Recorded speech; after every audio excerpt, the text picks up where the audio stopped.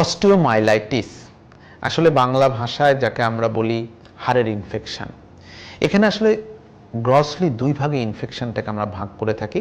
একটা হচ্ছে অ্যাকুট আর একটা ক্রনিক। অ্যাকুট মানে খুব ইমার্জেন্সি কিছু ইনফেকশন হয়েছে, আর ক্রনিক মানে যে ইনফেকশনটা দীর্ঘমেয়াদী রয়ে গেছে। তবে যে ইনফেকশনই হোক, হাড়ের ইনফেকশন কিন্তু ডেফিনেটলি ভালো না। এই একবার যদি ইনফেকশান হয়, এই ইনফেকশান সারতে কিন্তু অনেক সময় লাগে এবং সেটাতে কিন্তু রোগীর যেমন ভোগান্তি বাড়ে, আমাদেরও অনেক কষ্ট হয় এই ইনফেকশানটা সারাতে।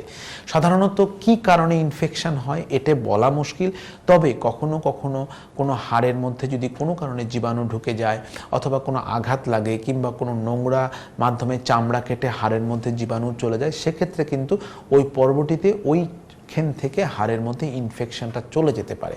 হাড়ের মধ্যে ইনফেকশন হলে কিন্তু সবার আগে প্রথম যে লক্ষণটা প্রকাশ পাবে, ওই জায়গাটায় কিন্তু তীব্র ব্যথা হবে, ফুলে যাবে, লাল হয়ে যাবে, ইভেন দেন রোগীদের কিন্তু জ্বরও চলে আসতে পারে। বিশেষ করে এটা জয়েন্টে যদি হয়ে থাকে তাহলে কিন্তু এটা আর্থ্রাইটিস বলে এবং সেটা কিন্তু খুবই ইমার্জেন্সি, অবশ্যই কোনো ডাক্তারের পরামর্শ নিতে হবে।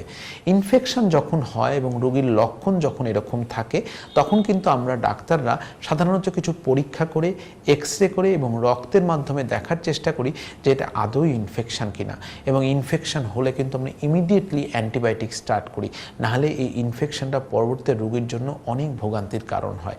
তাই আপনাদের যাদের এরকম হাড়ের মধ্যে ইনফেকশন বা এরকম ব্যথা হচ্ছে, ফুলে গিয়েছে, জয়েন্ট ফুলে যাচ্ছে এবং অনেক সময় জয়েন্টের মধ্যে দিয়ে ছোট ছিদ্রের মাধ্যমে অনেক সময় পুঁচও পড়তে থাকছে, তারা কিন্তু অবশ্যই কোনো অর্থোপেডিক বিশেষজ্ঞ ডাক্তারকে দেখাবেন এবং সেই অনুযায়ী চিকিৎসা পদ্ধতি গ্রহণ করবে, না হলে কিন্তু পরবর্তীতে এই ছোট্ট একটা ইনফেকশন আপনার সারা জীবনের কান্না হতে পারে। ধন্যবাদ সবাইকে। হাড় সমস্যার যে কোনো সমাধান জানতে ইউটিউবে ডাক্তার দিবাকর সরকার নামে আমার একটি চ্যানেল এবং ফেসবুকে আমার একটি পেজ রয়েছে। আমার চ্যানেলটি সাবস্ক্রাইব করুন এবং আমার পেজে লাইক দিন।